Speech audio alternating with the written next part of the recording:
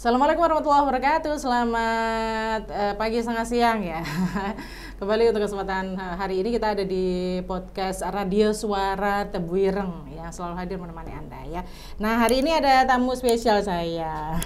Jadi beliau ini adalah seorang hafidhoh dan beberapa waktu yang lalu sempat kita undang, ini reschedule ketiga kayaknya karena sibuk sekali. Ini ada Mbak Ummu Habibah. Saya akan sapa beliau. Assalamualaikum warahmatullahi wabarakatuh, Mbak Ummu Habibah. Ya, waalaikumsalam warahmatullahi wabarakatuh. Oke, gimana kabar hari ini? Alhamdulillah sehat. Harus selalu semangat. Harus selalu semangat. Di sela-sela aktivitasnya ngajar, kemudian juga ngomong. Nah, sudah ada anak. Iya, beliau ini juga sudah menjadi seorang ibu dari satu orang anak ya. Nggih, Mbak Ummu nggih. Iya. Alhamdulillah nggih. Kalau saya baca ini profil beliau, saya bacanya banyak banget. Jadi menjuarai banyak sekali kejuaraan, terutama untuk hafid ini. Saya baca aja ya, semua apa enggak nih? Sebentar. Yang juara nasional mau. Ini juara pertama MTQ Nasional 2022 cabang tafsir bahasa Inggris. Juara 2 hafalan MHQ 30 juz tingkat Jawa Timur di Surabaya. Itu tahun 2013 nih. Oke. Dari udah lama sekali ya. Oke, kemudian juara 1 tafsir bahasa Indonesia tingkat Jawa Timur di Pasuruan 2017. Juara 1 MHQ 30 juz tingkat nasional di MTQ Nasional Batam di Batam. Itu pada saat jenengan kelas berapa tuh dulu kuliah? Batam itu saya sudah selesai kuliah. Sudah 2015. Saya keluar dari IKH dulu ya, sebelum Unhas ini 2013. Iya. Tapi keluar dari IKH waktu itu saya juara 2 STQ di Bangka Belitung. Nah, 2014-nya baru juara 1 30 juz di Batam. Di Batam. Di Indonesia itu ada peraturan kalau belum juara 1 selama umurnya, kan ada batasan umur atau usia, gitu. Masih bisa boleh. Tapi kalau sampai sudah batas usia berapa, Mau? Kalau sekarang itu 23 tahun. 23 tahun untuk cabang 10, 20, 30 sama tafsir bahasa Arab. Nah, kalau tafsir bahasa Inggris dan tafsir bahasa Indonesia itu 35.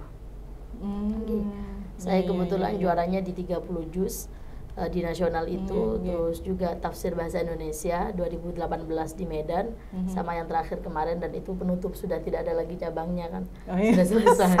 Sudah selesai. Nah, untuk yang internasional ini juara 2 MHQ 30 juz tingkat nasional di Kedutaan Saudi Arabia di Jakarta. Ini tingkat internasional tahun 2019. Bukan, itu masih nasional. Masih nasional. Yang mengadakan atas Kedutaan Saudi Arabia. Yang mengadakan Kedutaan Saudi Arabia. Yang saya pernah ke Inter itu Iran. Iran itu 2019 sebelum corona itu.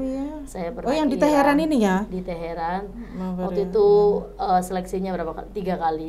Pertama pakai seperti Zoom. Pakai Zoom apa?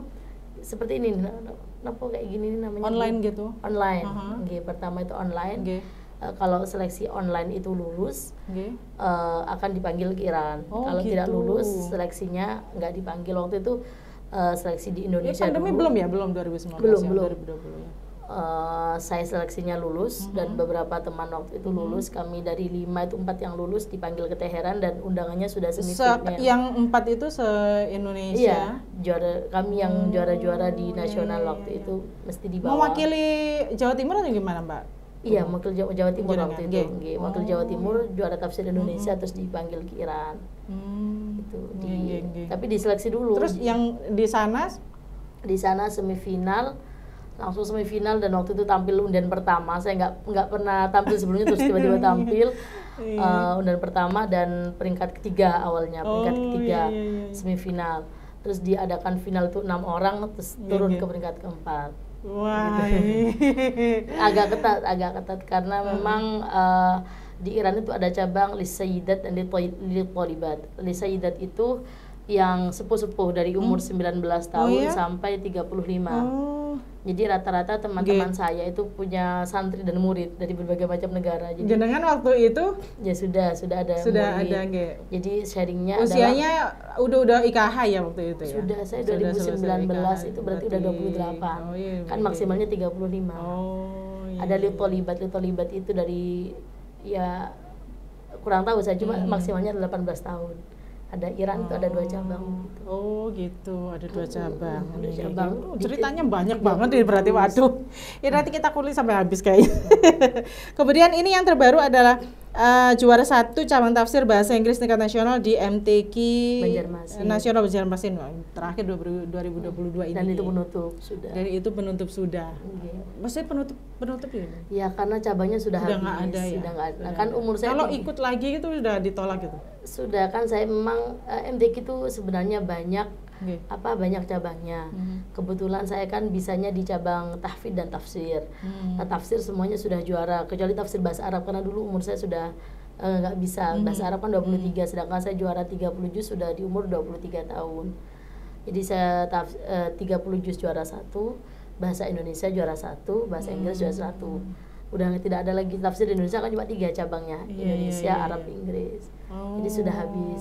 Ada teman-teman itu yang habis umurnya cabangnya belum habis. Kalau saya cabangnya habis, umurnya belum habis. Tapi cabangnya udah habis. Sudah harus. Lainnya kan harus menguasai, otomatis harus menguasai 3 bahasa ini. Kalau bahasa Indonesia, bahasa Arab sama bahasa Inggris kan gitu ya. Yang sebenarnya sih nggak terlalu menguasai kalau saya. Yang penting mau belajar aja.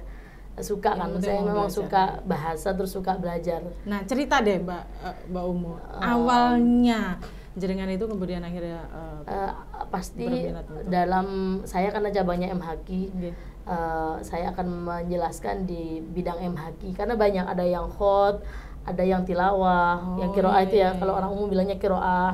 Nah, saya di cabangnya hifdzil Quran. Nah, di cabang hifdzil musabaqah hifdzil Quran, menghafalkan Al-Quran. Lah, cabang tafsir itu lanjutan dari hifdzil Quran. Jadi Al-Qur'annya harus betul-betul bagus. Dari umur berapa menghafal? Saya menghafal itu dulu 12 tahun. 12 tahun. Nah, di MI pondok. Bukan, sudah MTS. Kan di Pondok Pesantren Wali Songo. Saya kan dari Wali Songo Cukir. Itu ada program dulu PK, program khusus menghafal Al-Qur'an. Dan saya adalah angkatan ketiga waktu itu. Seperti biasa semua santri dites, dan waktu itu yang ngetes saya adalah Kiai Haji Amir Jamiluddin, beliau kepala sekolah. Agus Jamil.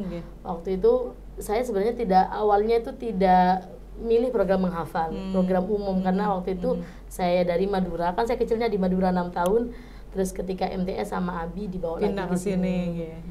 Karena di Madura menurut Abi lebih bagus di pendidikan keagamaan, sama Abi dikirim 6 tahun di rumahnya Mbah. Setelah itu ke sini lagi. Lah, itu awalnya saya nggak memilih program itu, program tahfidz. Saya masuk di program IPA karena saya memang suka matematika. Di SD dulu saya suka matematika, terus saya itu dites biasa kok. Ngomongnya cepet. Orang-orang matematika kayaknya ngomongnya cepet deh. Terus di MTS tuh dites sama Gus Jamil waktu itu. Bacaan. Gus pendidikan gini, sampean nggak pingin masuk program PK? Saya bilang, apa Pak program PK itu? Menghafal Al-Quran? Enggak, karena sama orang tua kan diarahkan ke program, bukan diarahkan masuk biasa gitu, masuk biasa. Setelah itu saya tuh mendengarkan Ustadz Miftahul Huda, guru saya, mengajarkan bacaan tartil kepada teman-teman. Waktu itu kalau nggak salah juz 30, terus saya gini, kok enak ya ngaji itu. Awalnya tuh makanya bagi saya ngaji tartil, ngaji bagus tuh bisa menggugah hati seseorang tuh di situ. Saya sendiri tertariknya karena mendengar. Jadi Abi saya itu pingin sekali punya anak hafal Quran dan pinter kitab. Cuma Abi nggak pernah nyuruh. Jadi memang harus sadar sendiri supaya tanggung jawab, mungkin begitu. Lah, saya dengar Ustadz Miftahul Huda itu bacaannya itu bagus gitu, anak-anak juga bacaannya diajarin bacaan tartil, kok enak ya. Terus saya izin ke ibu, saya kan nggak berani sama Abi agak disiplin orangnya, jadi saya tuh takut bicara sama Abi tuh takut, dekatnya sama ibu. Saya pingin masuk yang program itu loh, menghafal Al-Quran gitu. Seperti biasa Abi saya orang pesantren dari Tebuireng juga. Abi bilang harus istikharah dulu. Jadi prosedur istikharah enggak, itu diizinkan itu aja berapa bulan, 2 bulan, gitu. Jadi lama. Jadi Abi pertimbangannya apa kalau nggak tahu, saya kurang tahu ya. Cuma ibu sudah dapat izin, belum dapat jawabannya. Saya nggak tahu. Jadi Abi saya agak ketat. Jadi waktu itu istikharah katanya lama. Saya ingat itu hari Sabtu, karena kan kalau orang salaf biasanya kembali ke pondok atau masuk pondok itu harus hari Ahad atau hari Rabu. Saya ingat itu hari Sabtu sore, tiba-tiba Abi ada jawaban, nggak apa-apa Umu, antarkan aja ke pondok gitu, sudah dapat izin karena istikharahnya katanya bagus hasilnya. Saya ingat waktu itu ibu ngendikan, inna dzalika 'ala Allah yasir, sesungguhnya yang demikian itu mudah bagi Allah. Jadi Abi dapat istikharah itu, terus Abi menyuruh saya berangkat, dan pondoknya juga di belakang rumah. Jadi dulu Abi saya belum punya rumah, kami dikontrakan. Pondoknya, kamarnya saya tuh di belakang kontrakannya Abi. Tapi tetap kan wajib mondok kalau menghafal. Saya mondok, mengikuti proses, dan guru-guru selalu bilang. Rasanya belum mondok berarti ya? Oh, belum pernah mondok. Saya belum pernah mondok. Mondok pun tidak pernah jauh dengan orang tua. Di belakang rumah. Gitu. Tapi karena saya itu yang mau sendiri, semua hambatan dalam menghafal Al-Quran saya nggak pernah lapor sama Abi, bisa dimarahin kan. Jadi kalau misalkan di pondok biasa tidak betah, ada kadang-kadang kan kita ada konflik sama teman sedikit-sedikit, itu kan seperti biasa ya. Itu saya nggak pernah lapor, jadi semuanya diatasin sendiri karena takut sama Abi nanti udah lama dapat izinnya, udah dapat izin nanti banyak ngeluh malah dibatalin. Dan saya memang menghafal Al-Quran itu senang. Maksudnya nggak ada paksaan, ibu juga nggak terlalu banyak menuntut dapat berapa, enggak. Saya senang karena senangnya dengan Al-Quran. Nah ini mungkin jadi tanggung jawab. Bisa jadi ini ya Mbak Habibah ya, bisa jadi masukan untuk orang tua yang kebetulan anaknya juga mondok dan di pondok hafidz Al-Quran, bahwa sebenarnya jangan kemudian terlalu dipaksakan. Iya, memaksakan anak. Karena kalau dipaksakan itu nanti tidak tanggung jawab. Kebanyakan begitu anak kurang tanggung jawab. Jadi kita menghafal Al-Quran itu kan bukan hanya di dunia ya, startnya di dunia, tapi akhirnya nanti kan di akhirat. Bukan sekarang.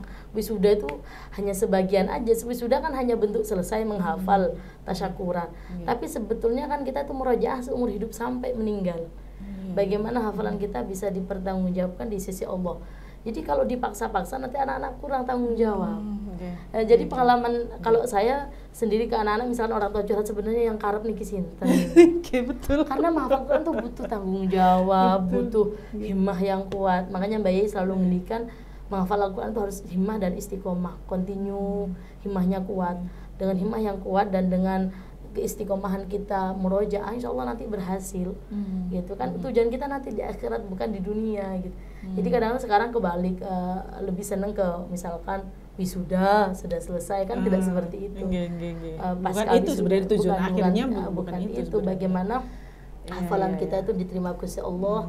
Harus di garis bawahi kayaknya nanti. Iya, itu yang paling penting. Jadi saya karena tidak dipaksa sama orang tua, tanggung jawab. 2,5 tahun selesai hafalannya. Tidak ada kendala sama sekali atau di awal-awal itu bagaimana? Pasti ada kendala ya. Kalau saya kebetulan waktu itu Abi saya dapat hafalan 16 Abi meninggal.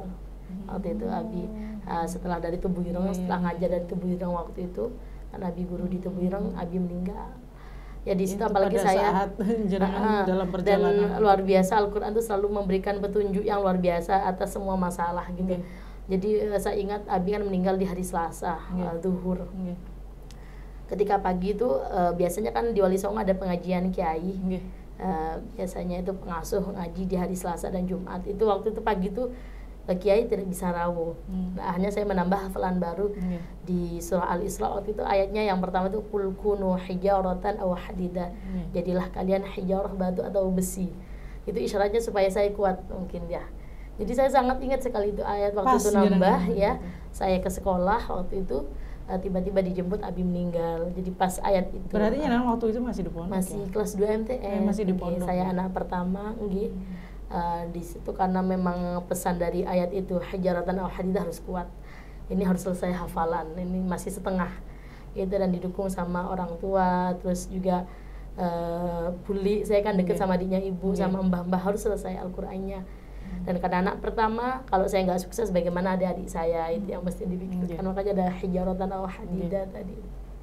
Iya, itu selesai. Dan di Wali Songo itu kiai kami mengizinkan kami ikut musabaqah awalnya. Karena saya mungkin terbaik di pondok. Ada almarhum Pak Bahrul Ulum. Pak Bahrul Ulum itu yang banyak menunjukkan saya kesini walaupun beliau nggak hafid. Beliau itu kan banyak temannya Pak Bahrul almarhum. suara saya kan pas-pasan. Kalau untuk MHQ itu kan ada ininya Bu, ada gridnya. Jadi misalkan gini, suara bagus ikut 10 juz karena bisa ganti-ganti lagu. Kalau suara agak pas-pasan mendingan 20 juz aja karena 20 juz itu suara bagus 10 juz. Iya, maksudnya dari 10 juz kan MHQ kita kan berjenjang 10 juz, 20 juz, 30 juz begitu. Nah, karena saya sebenarnya pengen ngobrol lebih jauh tentang itu ya. Ada saya segmen nanti mudah-mudahan 10 juz karena saya suaranya itu yang bagus, tidak bisa ganti-ganti lagu, coba saya di cabang 20 juz. Waktu itu almarhum Pak Bahrul yang mengerahkan. Sampean ini berarti ya Umu ya di cabang 20 juz aja. Hanya saya ikut 20 juz waktu itu. Zaman dulu, mohon maaf, zaman dulu MDQ itu bisa kemana-mana.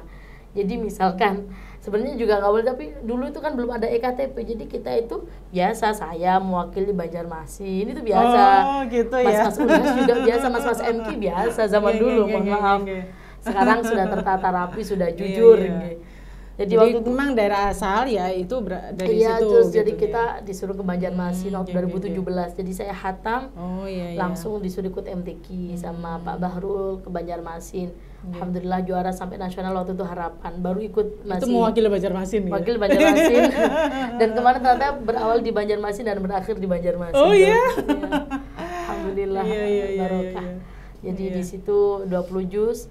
Lalu tahun berikutnya saya itu diutus guru Ustadz Afif, Abdullah Afif, mewakili, bukan tahun berikutnya, di tahun itu juga setelah datang dari Banjarmasin 2017 MTQ di Blitar, Jombang ini kosong cabang 30 juz Ibu. Sedangkan saya kan cabangnya 20 juz. Sama si lancar 20 lah yang paling lancar banget. Tiba-tiba Ustadz Afif ngendikan Mbak Umu yang 30 gitu. Yang 20 biar yang lain aja. Karena guru yang ngendikan, dulu pesannya Abi harus taat sama guru. Oke, kalau guru sudah mendikan, saya pasti insya Allah siap.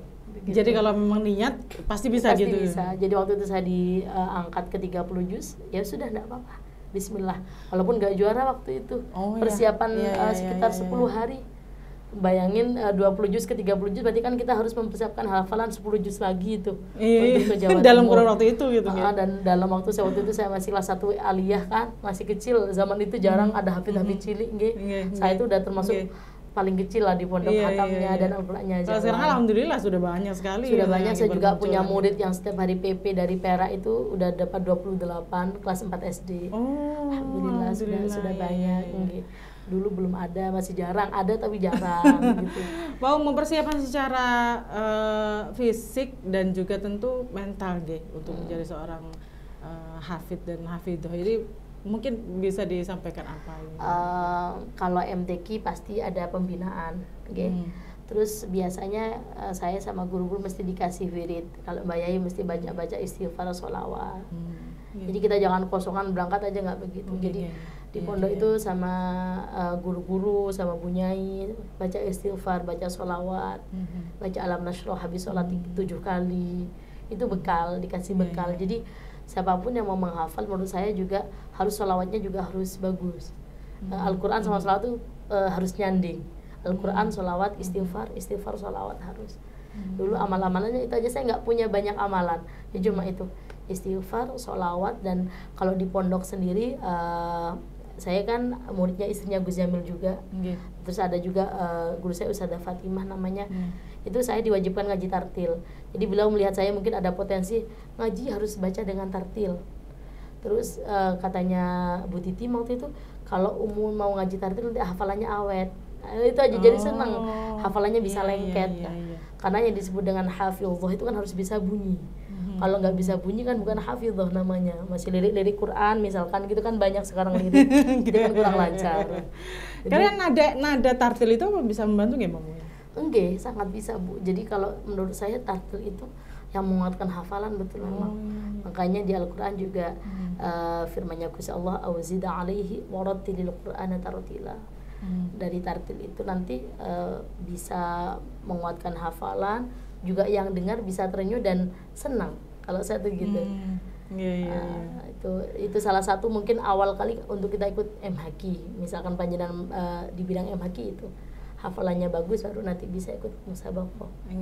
Dihafalkan awal pojok, akhir pojoknya.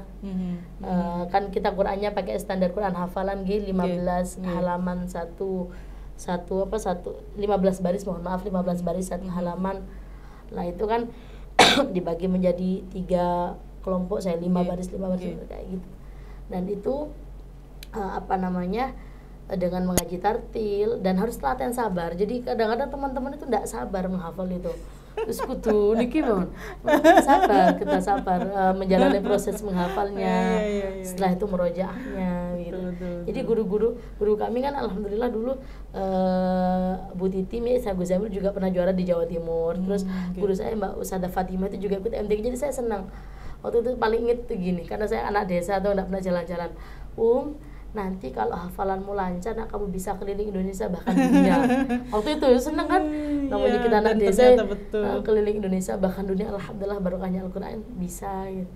Itu jadi ingat saya motivasi anak kecil kan nggak bisa dikasih motivasi banyak-banyak, misalkan nanti ingat akhirat itu ya belum toh namanya.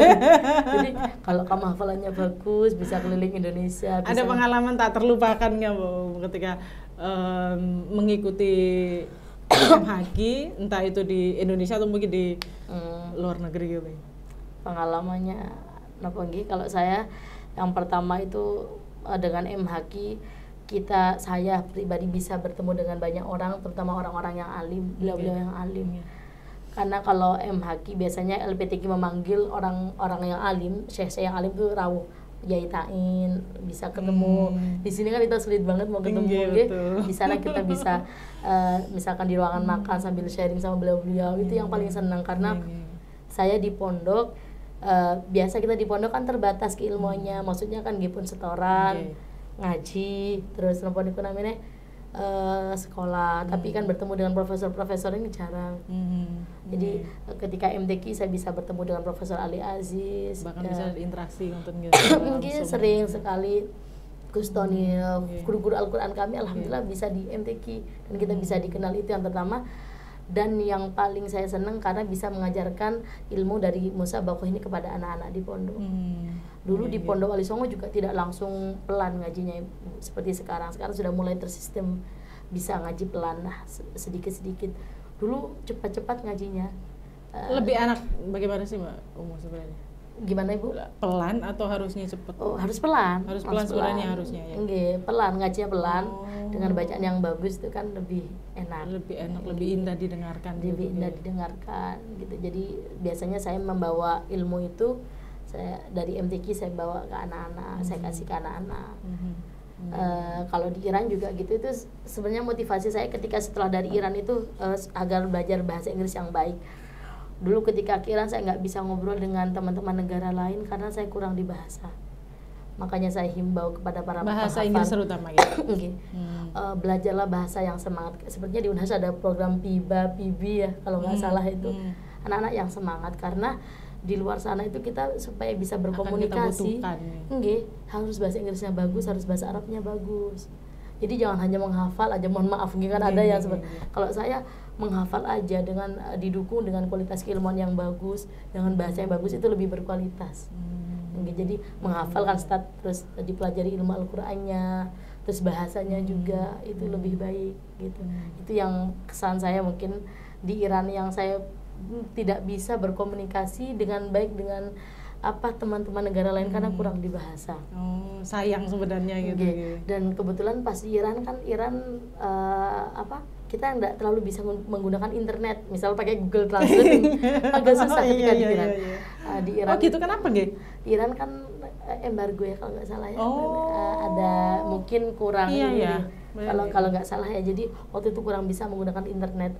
Bahkan teman-teman mereka bisa mengakses internet ya. Tapi waktu itu teman-teman dari sini malah yang lihat banyak dapat foto saya ketika saya final. Dapat foto dari mana? Ada loh Mbak Umu banyak, tapi saya nggak bisa membuka waktu itu. Bahkan tampilan kita aja mungkin kalau teman-teman seperti siapa ya Nida yang ke Dubai kan ada tampilannya, di Iran nggak boleh, perempuan nggak boleh ditampilkan. Jadi saya waktu itu hanya dikasih flash disk, ini hasil ini tampilan kamu untuk kenang-kenangan, jadi tidak ditampilkan dan belum ada yang nampilkan perempuan di YouTube, belum ada. Kalau yang laki-laki ada, Iran perempuan enggak. Jadi kayak tertutup gitu. Iran itu mungkin saya jadi nyesel, makanya tahun berikutnya saya terus ikut tafsir bahasa Inggris ya, belajar sedikit-sedikit supaya tahu. gitu kan. Itu nyesel banget. Padahal juga di sekolah ada belajar bahasa Inggris, cuma mungkin saya kurang mendalami. Jadinya pas kesana tuh kok bingung gitu. Banyak orang komunikasi biasanya bagus. Kalau kita bahasa Inggrisnya pasif. Kita pasif, jadi nggak bisa bicara. Nggak bisa bicara. Itu pesan saya. Dan untuk ke musabaqah mungkin persiapannya ya, kalau di MHQ harus betul-betul lancar tahfidnya, semuanya harus bagus, bacaannya, makhrijul hurufnya, sifatul hurufnya harus bagus, hafalannya juga harus kuat, harus bisa bunyi semuanya. Dan kalau ditambah dengan tafsir itu harus suka baca. Kalau nggak suka baca udah sulit ikut tafsir nanti, kan harus baca. Harus suka baca. Jadi biasanya satu pakai referensi, kalau tafsir Indonesia ada, tetap saya pakai referensi Munir yang bahasa Arab, ada tafsir Depak, ada Maroghi. Jadi minimal saya Ibnu Katsir 4. Begitu juga bahasa Inggris saya tetap pakai Munir, Ibnu Katsir sama tafsir Depak. Maroghi saya kemarin nggak pakai, cuma tiga referensi aja. Jadi harus mau baca. Kelemahan anak-anak kita sekarang kan baca WhatsApp itu semangat, baca buku kurang semangat. Jadi karena kebanyakan baca WhatsApp, kitabnya kurang dibaca, jadi ketika ikut tafsir satu halaman udah pusingnya luar biasa. Gitu. Jadi memang harus mau baca. Kalau Mbak Umu sendiri mungkin bisa kasih tips untuk anak-anak yang akan menghafal Al-Quran. Sekarang ini banyak ya anak-anak yang akan menghafal. Kalau tadi dikatakan Mbak Umu berangkat itu sebenarnya dari keikhlasan ya, dari kemauan sendiri, bukan dorongan orang tua. Sekarang ini banyak kan yang malah kebalik itu. Sebenarnya kalau saya lihat ibu-ibu yang cerita, karena saya sama Abi jadi kurang banyak komunikasi. Abi dari dulu selalu berdoa pengen anak hafal Quran sebenarnya. Jadi dorongan Abi itu dalam bentuk doa, dalam bentuk riyadhah.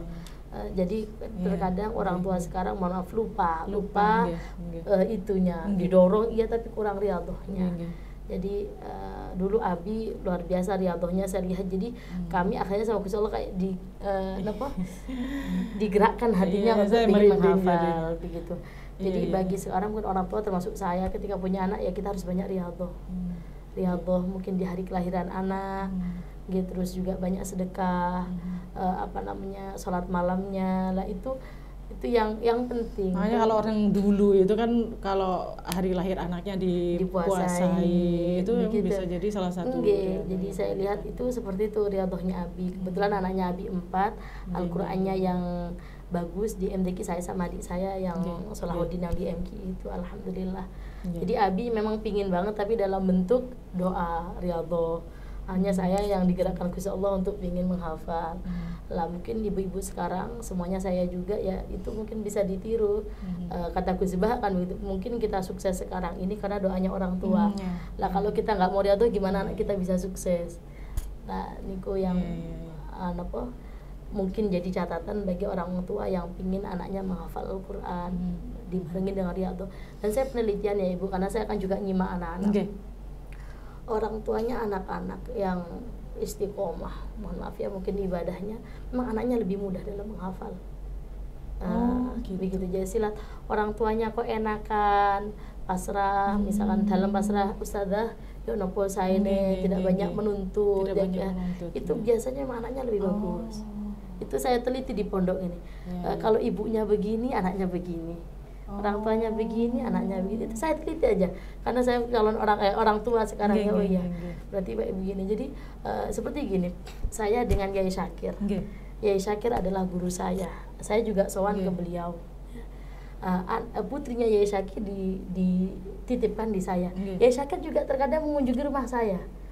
Walaupun beliau guru saya begitu. Sekarang saya mau setar sabah lagi ya begitu terus. Jadi tidak ada kita yang tinggi tidak begitu. Jadi bentuk ketawaduan. Jadi saya banyak sekali tamu-tamu di rumah itu sudah dokter-dokter, ada yang rektor juga yang menitipkan anaknya. Saya lihat kok orang tuanya enak. Itu aja itu pesan bagi kita. Jadi saya pasrah ustadzah misalkan ya, saya juga ada waktu itu murid dari Makassar, Yai Syam Amir alumni MQ juga. Saya pasrah Mbak Umu sudah juara pasti bisa membentuk anak saya ini nanti juga bisa bagus di hafalannya. Saya pasrah betul. Jadi pasrah dan ikhlas untuk anaknya dididik seperti apa dan beliau riyadhah. Saya lihat riyadhahnya itu luar biasa, memuasain wiritan gitu untuk anaknya seperti itu. Mungkin jadi kita tidak hanya menuntut gimana hafalannya, tidak seperti itu. Saya lihat abi dan ibu lebih ke doa. Hitungannya ditambah. Dan ketika dulu saya yang paling ingat itu ketika tampil betapa besarnya perannya ibu dalam keberhasilan saya. Jadi Ning Titimnya istrinya Gus Zamil selalu ngendikan, pokoknya waktunya Umu tampil, ibu saya kan jualan di pasar, Mbak Tufa itu harus riadoh, harus puasa, sedekah pokoknya ketika saya tampil gitu. Ibu praktekkan ketika saya sama adik saya tampil, ibu selalu begitu. Saya tidak pernah tahu bagaimana ketika saya tampil, karena saya tampil mesti saya kan nggak tahu ibu bagaimana, tapi saya tahu ibu riadohnya ketika adik saya waktu itu MHQ di Asia Pasifik. Jadi udah tingkat Asia Pasifik. Ada jalannya juga gitu. Iya, malah adik dapat hadiah undangan raja seperti Gus Solah haji dari kerajaan ya. Itu saya tahu bagaimana ibu itu luar biasa, sehari itu nggak bicara, jadi udah di dalam kamar. Seperti itu orang tua kita ya kan. Jadi kalau mau mempunyai anak yang berkualitas dari orang tua yang berkualitas itu pasti. Betul. Jadi terkadang sekarang tuh hanya menuntut kurang kita riadohnya, tapi tentu kok ini kok nggak pinter-pinter lah kan harus bisa ngaca sendiri nih. Sendiri sekarang saya lihat itu orang tanya anak saya lihat kalau begini ini anaknya begini, kalau orang tuanya begini anaknya begini, ikut kayak persis gitu seperti kaca lah. Betul. Dan Gus Zamil selalu ngendikan juga, tolong anak-anak dikasih makanan dari barang yang halal ya. Mohon maaf seperti kita nimbang ya yang jujur, nggak usah diganjel apa-apa misalkan itu kan hal sepele yang sebenarnya harus yang syubhat-syubhat itu ditinggalkan. Kalau nggak halal betul jangan dimakan. Itu pengaruh betul ke keberhasilan anak-anak. Kan kadang-kadang kita kurang hati-hati di barang-barang yang gitu kayaknya sepele gitu, padahal maksud itu saya sebenarnya dulu ketika di pondok tuh nggak pernah gosok, saya nggak mau gosok. Nyeker udah, kalau nggak ada sandal saya berarti saya harus nyeker pun. Nah iya, itu yang juga harus jadi pondok terkadang harus kita perhatikan kebiasaan gosok. Dulu Abi bilang pokoknya nggak boleh gosok, terus Mbah juga bilang kamu nak ya walaupun 1 rupiah uang kalau bukan punya kamu itu haram dimakan, dagingnya nanti jadi daging yang haram begitu dulu masa kecilnya. Jadi saya nggak berani. Ada dulu di pondok uang keleleran, walaupun uang saya misalkan jatuh kalau udah keleleran gitu saya kurang berani udah. Apa jarum juga gitu, kalau bukan punyanya bahaya kan, kita biasa pakai jarum bedol tuh di pondok. Kalau bukan jangan sampai ngambil punya orang yang bukan haknya jarum. Sekecil jarum gitu ya. Itu saya menjaga karena memang pesan dari Abi sama ibu dan mbah-mbah itu begitu. Nah di situ mungkin dan alhamdulillah saya di Wali Songo itu mungkin yang pertama juara di 30 juz. Akhirnya diikuti sama Dewi Yohanida juga adik kelas saya ya. Alhamdulillah. Terus di tafsir juga saya pertama juara dan diikutin sama Nida juga. Alhamdulillah. Mudah-mudahan adik-adik di Wali Songo setelah ini mengikuti amin, semangat kami dan juga semuanya gitu. Terakhir untuk Mbak Umum mungkin bagaimana menjaga hafalannya? Iya, menjaga hafalan. Saya dulu tahun 2009 itu gini, sebelum saya mengajar anak-anak, saya itu kan banyak waktu murojaah. Sehari bisa sampai 4 juz, 5 juz. Setelah mengajar anak-anak itu waktu murojaah saya berkurang, kan saya dulu kan pembina juga, kuliah juga di Unhas. Terus nyimak juga. Ini apalagi sekarang sudah jadi ibu rumah tangga juga, ngajar akhirnya juga. Saya curhat ke dosen namanya Ustadz Afif ya, Ustadz Afif dosen di syariah. Terus beliau ngendikan gini, saya ingat sekali, afdolu qiraatil Quran fil laili fis sholati, paling utamanya membaca Al-Quran itu ketika di waktu malam dan dalam sholat. Jadi kata Yai Afif, nanti kalau dalam satu kualitasnya lebih bagus Mbak Umu. Walaupun misalkan dalam sholat 1 juz, luar sholat 4 juz, nanti bisa lebih bagus yang 1 juz di dalam sholat, karena kita bisa fokus. Hanya dari 2009 dari 1 juz itu di dalam sholat, tapi biasanya kalau saya nggak langsung sholat malam, sholat subuh, kan sholat subuhnya sendiri, suami yang ke musola. Biasanya itu saya pakai untuk murojaah. Jadi di dalam sholat murojaahnya mulai 2009 dan memang terbukti hafalannya itu bagus.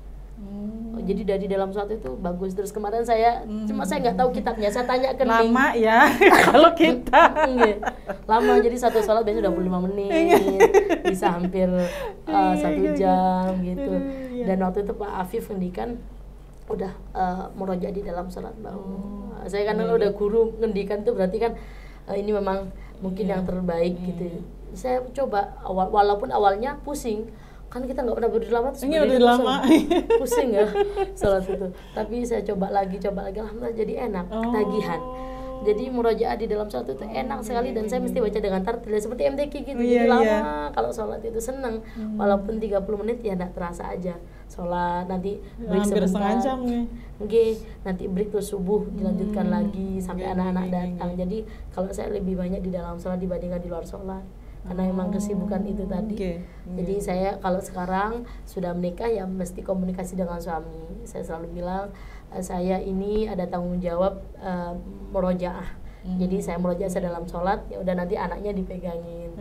Jadi kita itu. Dan kapan hari itu? Berapa tahun usianya anaknya? Masih 1 tahun. Masih 1 tahun. Jadi dulu kapan hari itu Ning Lulu ya ahli Quran juga dari Pasuruan tuh ngupload gitu loh, keutamaan pahala. Tapi saya kan nggak ngerti masalah pahala, pokoknya sholat aja. Pahala murojaah dalam sholat itu per hurufnya 100 pahalanya gitu. Mungkin kalau di luar sholat itu yang ada hadisnya itu Bu, walakin alifun harfun walamun itu ya yang 10 itu loh. Man qara'a harfan min kitabillahi falahu bihi hasanah wala hasanatu bi asyri amsalha. Kan kalau di luar sholat itu satu huruf itu 10 pahalanya. Kalau dalam 100, makanya lebih awet. Tapi ya gitu, tidak semuanya bisa melaksanakan, mungkin susah kayaknya. Dari situ makanya ketika saya umroh 2013 Ramadan di Masjidil Haram kan pakai Quran ya biasa aja, seneng. Memang dari dulu cita-citanya tuh pengen umroh Ramadan, pengen nyimak, saya tertarik. Kalau di Arab Jadi saya murojaahnya seperti itu. Dan untuk MHQ tampil MHQ seperti tadi, riyadhah kita sendiri dan orang tuanya. Ya semuanya begitu. Oke, Mbak waduh, pengalamannya luar biasa. Dan ini tadi berapa lama ini banyak sekali hal-hal yang kayaknya mesti di screenshot nanti untuk jadi tips benar-benar itu ya, tips betul, apalagi tadi yang untuk yang anak-anaknya punya atau orang-orang yang menghafal Al-Quran, ibunya atau orang tuanya itu harus riyadhah dan harus ikhlas anaknya itu. Ibu saya dulu ketika saya ada problem apa nggak langsung menelan mentah-mentah biasanya, ya udah. Malah saya pernah waktu itu ada problem sama teman gitu, ibu malah nggak marah ke teman-teman, malah gitu, nitip Umu ya Mbak, nanti kalau ada salahnya Umu dikasih tahu, seperti itu. Jadi ibu nggak ini. Tapi saya juga jarang problem ya, karena dulu di pondok sangat sibuk dengan ngaji, jadi nggak sempat ada problem apa.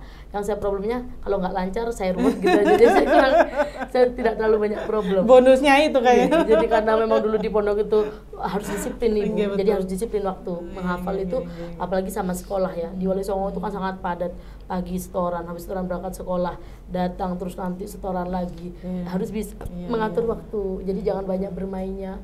Dan mungkin menurut saya memang terbaik adalah handphone tidak ada ketika menghafal. Jadi ya mungkin ada beberapa teman-teman yang sambil megang handphone bisa, tapi kan kebanyakan nggak bisa. Nanti kebanyakan nggak bisa. Jadi di pondok kan ada peraturan, alhamdulillah tidak boleh bawa handphone, jadi bisa fokus ke hafalan.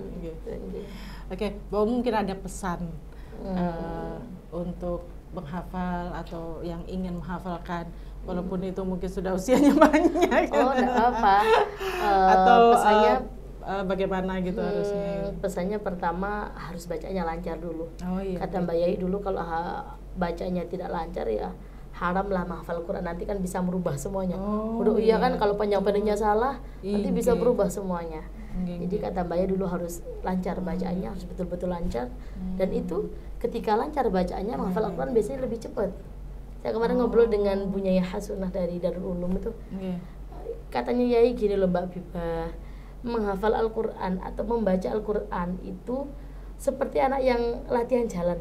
Kalau jalannya sudah lancar ya cepet ya. Kalau masih jatuh lagi kan lama tuh, anak kita nyampainya lama. Katanya Kiai siapa saya lupa, kan sering ngobrol sama Kiai. Makanya Mbak Yai Dilan juga begitu, ikut lancar. Kalau lancar tuh nanti cepat menghafal. Maksudnya minimal lah dia tak terbata-bata. Kalau wa'id kola kan lama. Dia itu mungkin walaupun sepuh juga enggak apa-apa. Saya tuh pernah punya teman ibu almarhum punya Raudhah. Bunya Rodo itu menghafal Quran ketika anaknya semuanya sudah di pondok. Ada satu yang menemani beliau di rumah. Jadi beliau itu tertarik dengan Al-Quran ketika beliau datang ke Pandanaran Kiai Mufid Mas'ud. Kan di sana kalau Ramadan juga tarawih pakai Al-Quran, beliau tertarik. Akhirnya di usia 40 kalau nggak salah Bunya Rodo itu menghafal. Setoran ke Gus Pung ya, Abi Pung di sini Darul Falah 5. Kan kebetulan Gus Pung adik iparnya. Jadi setoran Mbak Rodo ini kok bakat katanya Abi Pung, dan sampai hatam. Dan beliau tuh sangat bertanggung jawab dengan hafalannya dan lebih lancar daripada kita terkadang. Dulu kalau khatmil Quran temannya saya. Jadi karena baca juz atas kadang-kadang ibu-ibu kurang bisa ya sama saya, Mbak Umu gitu maunya. Ayo juz berapa kita baca, lancar sekali. Jadi bagi saya nggak ada batasan usia. Memang menghafal di waktu anak-anak lebih cerdas otomatis, tapi selagi kita mau pasti bisa. Selagi ada kemauan pasti bisa. Jenengan juga pasti bisa menghafal Al-Quran. Yang penting bacanya lancar dulu. Kalau bacaannya lancar dulu. Terus kalau Mbak Yaidelan itu disuruh izin ke orang tua. Kalau masih ada orang tua, jadi menghafal di pondok harus anak mau menghafal harus dapat izin dari orang tua. Itu wajib ya, kayak seperti saya kan karena riadohnya ibu sama abi sama mbah-mbah juga. Sekarang ada suami ya tambah suami. Ya mungkin saya yang terakhir ini adalah yang paling berkesan MTQ karena saya sudah punya anak, dan ketika di Pamekasan tinggal Jawa Timur saya sudah hamil 8 bulan. Di situ harus ada komunikasi yang baik antara saya dan suami. Jadi andaikan suami saya tidak mendukung dan tidak ikut memomong anak, mungkin saya tidak seperti sekarang, tidak juara juga keluar. Jadi kita harus ada komunikasi yang baik. Betul. Saya dari dulu kan siapapun suami saya yang penting bisa mengerti kalau saya menghafal, ngerti saya kapan waktunya menghafal, kapan waktunya murojaah. Lah itu kan sekarang banyak alasan gini. Ustazah kalau niki pun berkeluarga terus ndak ini. Bagi saya tuh nggak bagus dan kurang benar ya, karena saya pun berkeluarga juga tetap bisa, banyak teman-teman saya berkeluarga pun tetap bisa. Jadi jangan kuncinya itu saling mendukung itu gitu. Jangan jangan jadikan alasan berkeluarga untuk tidak murojaah, nggak ada. Kalau kita punya kemauan yang kuat, saya begitu. Jadi dan saya selalu nguping bisikin ke Alan, ngupingin gitu. Kakak Alan, anak saya kan namanya Alan. Ibu mau ngaji anak ya pagi tuh Bu. Jangan nangis dulu, ibu mau ngaji. Nah ibu tuh harus setoran ke Gusti Allah Al-Quran setiap pagi. Jadi kakak Alan yang sabar, jangan walaupun tidur saya kupingin terus. Ibu harus ngaji dari dalam kandungan gitu. Jadi walaupun hamil saya tetap bisa merujuk dalam sholat. Terakhir aja karena saya bereklamasi dan membengkak semua itu nggak bisa Bu. Jadi itu mungkin kuncinya. Jangan buktinya saya sebelum menikah saya bisa berprestasi, ya alhamdulillah, bi'aunillah.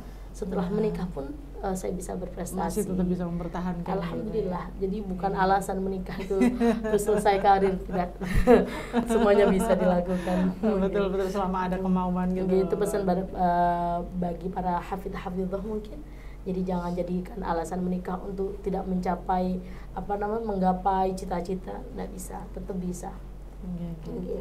Oke, Pak matur nuwun sudah berbagi pengalaman sangat banyak untuk hari ini. Mohon maaf kalau banyak salah kata. Waduh, ini kita yang ganggu kayaknya. Mudah-mudahan nanti ada waktu lagi nggak mau? Kayaknya mesti banyak lagi yang mau diobrolin gitu bersama. Oke, ada yang lagi disampaikan? Sampun, kayaknya sudah hampir selesai buatan sampun. Itu aja. Mudah-mudahan segala sesuatunya berjalan dengan lancar. Amin. Urusan Mbak Umi ini ada aktivitas yang sekarang dilakukan sama Mbak Umi. Jadi sekarang ini beliau ini sedang mendukung untuk adik-adik yang akan berkompetisi gitu biasa di MDQ kan kita ada jenjang karir, setelah jadi peserta biasanya jadi pembina. Kemarin juga dipanggil Jawa Timur untuk pelatihan Dewan Hakim. Ya entah saya dijadikan. Jadi kalau ada acara yang di Jawa Timur itu ke sana, ke Surabaya atau bagaimana? Kalau melalui pembinaannya itu? Pembinaannya ke Surabaya, Bu. Surabaya kemarin itu kan kita Jawa Timur juara umum gitu. Oh, alhamdulillah itu, ya. Bisa dibayangkan waktu itu saya anak 3 bulan. Saya tinggal Alan itu karena pembinaan. Saya kalau untuk ilmu kan harus. Jadi waktu itu saya ya Allah ini 3 bulan gimana. Awalnya kan seleksi saya juara 1 di Jawa Timur sudah. Padahal jangan masih ASI itu, Enggak, kebetulan saya nggak ASI karena saya kurang sehat kan. Saya gitu. Lahiran tuh kurang sehat. Terus saya izin ke suami waktu itu saya mau seleksi. Nggih, Ternyata kiai-kiai Mbak Umu aja yang tampil ke Di nasional. Surabaya? Seleksinya di Hotel Haris, selalu Nggih. di Haris Malang. lebih Oh, di sering. Malang. Oh, di Haris. Malang nggih. Di Hotel Haris. Oh, iya iya iya. Diseleksi terus Ummu Habibah terpilih gitu dan Nggih. udah satu kan Nggih. biasanya ada yang terpilih 2 masih Oh, iya. diseleksi lagi. Nggih. Saya terpilih 1. Oh, nggih, nggih. Saya bilang ke suami gimana, terus Ah, ke diizinkan ibu juga, juga, ibu karena kan waktu itu kan harus ada pendampingan, suami kan masih anak 1 ini kan Iya, masih betul. pusing belum Nggih, bisa ngatasin nggih. gitu. Terus sama ibu ya udah nggak apa-apa tapi ini terakhir. Selesai. Dan juga 3 bulan itu Bomu. 3 bulan. 3 bulan, Dari ya? anak saya 3 bulan sampai 1 tahun kan saya kemarin MTQ itu Bu. Jadi pembinaannya tuh iya, sekitar iya. 6 bulan. Full itu nggih. Full 1 bulan 2 kali saya ke Surabaya atau ke Malang. 1 kali pembinaan 5 hari. Jadi saya 1 minggu di Surabaya, 1 minggu di rumah. Gitu. Lah di situ tuh harus ada komunikasi yang baik nggih, jangan Nggih.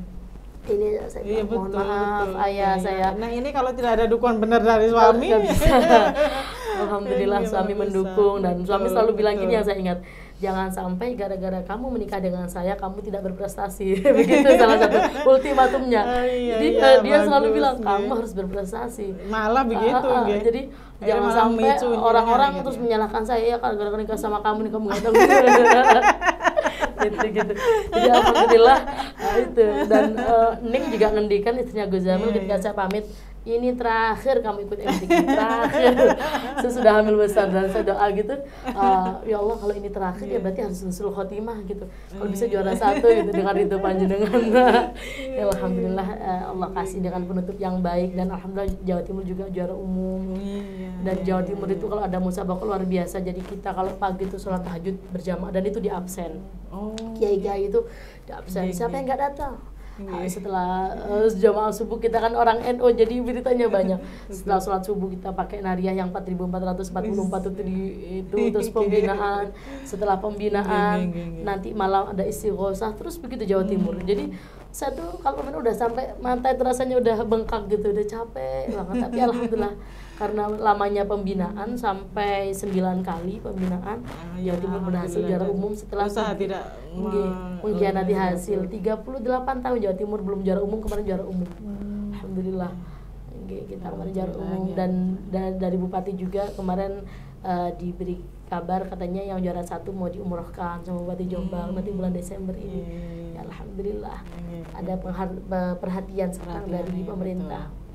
Dan memang sekarang ini banyak sekali bermunculan hafid Al-Quran, terutama dari anak-anak yang dibimbing dari awal. Tinggal niku dibimbing bagaimana. hatinya juga. Betul, hatinya Kalaupun dibimbing. hafal kan nggak boleh Karena sombong. bisa jadi gitu. untuk yang masih anak-anak gitu ya, apalagi kemudian orang tua juga kemudian mengekspos, apalagi terlalu berlebihan, nah itu menjaga hati yang agak susah gitu akhirnya. Dan saya memang kurang sepakat dengan yang anak terlalu dipaksa gitu. Kalau masih iya, kecil betul. kan Betul. kasihan ibu. Nggih. Anak itu kan juga punya kebebasan untuk bermain apa segala macam. Jadi seharusnya seperti yang tadi